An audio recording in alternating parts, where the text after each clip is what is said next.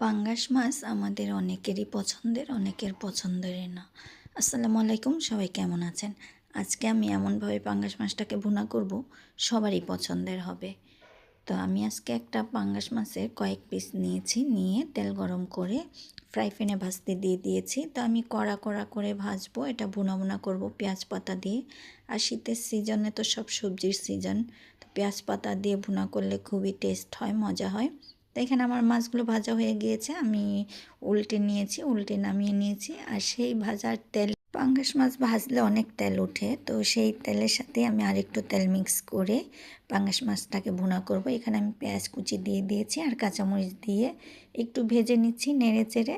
এর মধ্যে আমি আদা রসুন বাটা দিয়ে দিব আর পেঁয়াজ বাটা দিয়ে দিব। এখানে আমি পেঁয়াজ বাটাটা দিয়ে দিয়েছি আর আদা রসুন বাটাটা দিয়ে সব এক চামচ করে দিয়েছি, দিয়ে একটু ভেজে ভেজে নিব, ভালো করে নেড়ে চেড়ে ভেজে নিব। কারণ আমি মশলাটাকে ভালো করে কষিয়ে নেব। কষানোর মধ্যেই আমি মাছটাকে রান্না করব, একটু পানি দিব না। এর মধ্যে আমি স্বাদ মতো লবণ আর হলুদের গুঁড়া দিয়ে দিয়েছি প্রায় 2 চামচের মতো, আর মরিচের গুঁড়া দিয়ে দিয়েছি প্রায় 2 চামচের মতো, দিয়ে এখানে ধনিয়ার গুঁড়া দিয়েছি, জিরার গুঁড়া দিয়েছি এক চামচ করে, দিয়ে আমি এটাকে মশলাটাকে কষিয়ে নেব আধা কাপ পানি দিয়ে।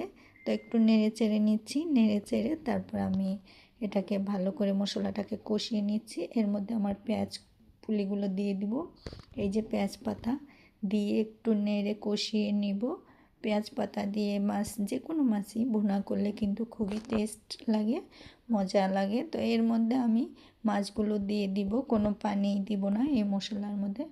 মাছগুলো দিয়ে এক এক করে নেড়ে নিব উল্টে পাল্টে।